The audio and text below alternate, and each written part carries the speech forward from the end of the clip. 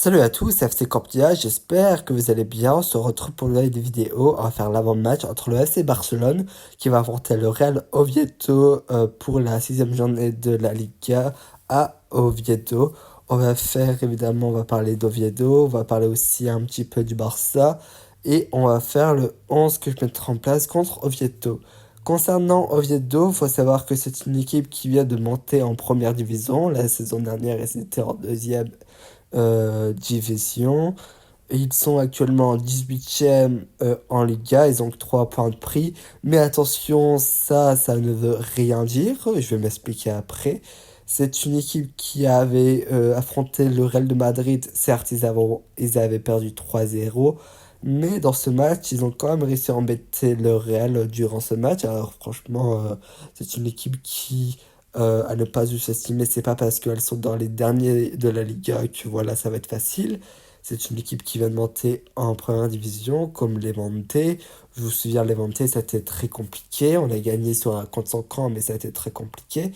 Oviedo, ça sera pareil. C'est une équipe qui va essayer de proposer du jeu comme un peu le Rayo. C'est une équipe qui a un petit terrain. Ça va être un match, je pense, compliqué.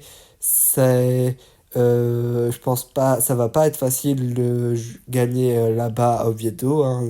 Petit terrain, c'est toujours compliqué. Une équipe mentalité un peu Rayo qui va proposer du jeu, qui va se donner à 100%, qui va bousculer l'adversaire, qui va tout faire pour gagner.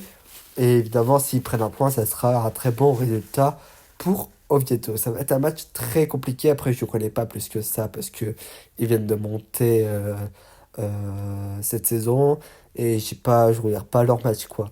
Alors, je peux pas vous dire leur effectif comment ça se passe, mais je sais que ça va être un match quand même à pas sous-estimer. C'est pas être un match piège. Quand ça dans le Barça, on a gagné contre Retafe 3-0, c'était assez simple. On avait dominé. Euh, non, on a gagné quasiment tous nos matchs sauf le Rayo, malheureusement. On est deuxième.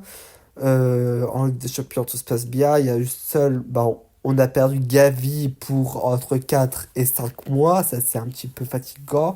Il y a le retour de Baldé et de Lamine Yamal qui, qui se sont rentraînés avec le groupe. Alors ça, c'est bien, c'est positif. Bientôt, on va revoir Baldé et Lamine Yamal sur les terrains. Je pense Baldé avant Lamine Yamal. Lamine Yamal, je pense qu'il faudra attendre un peu plus avant de le revoir, mais on est sur le bon chemin.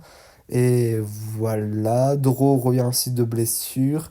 Non, le 11 reste complet, sauf du coup Fermin qui est blessé, Gavi qui est blessé. Mais pour le reste, ça reste du complet. Voilà.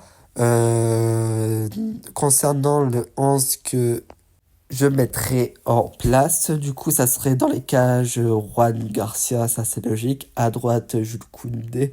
En charnière centrale, j'ai envie de voir Koubarsi et Christensen. Alors, pourquoi Christensen et non Araujo ou Eric Garcia? Tout simplement parce que je pense que c'est une équipe où Christensen pourra être à 100% parce que je pense pas que déjà il n'est pas à 100% physiquement.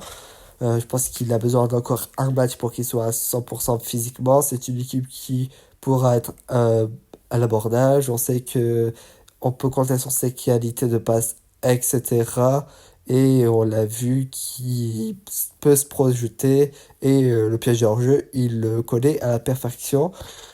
Voilà. Si c'est Araro et Eric Garcia, ça me dérange pas. Mais moi, j'ai envie de voir Christensen avec Koubarsi. On les a rarement vus ensemble cette saison. À gauche, Gérard Martin. En double pivot, Pedri de Jong. Classique, ça ne change pas. En 10, Olmo. Je pense que ça sera Olmo, surtout que Fermin est blessé. Et Dro revient de blessure.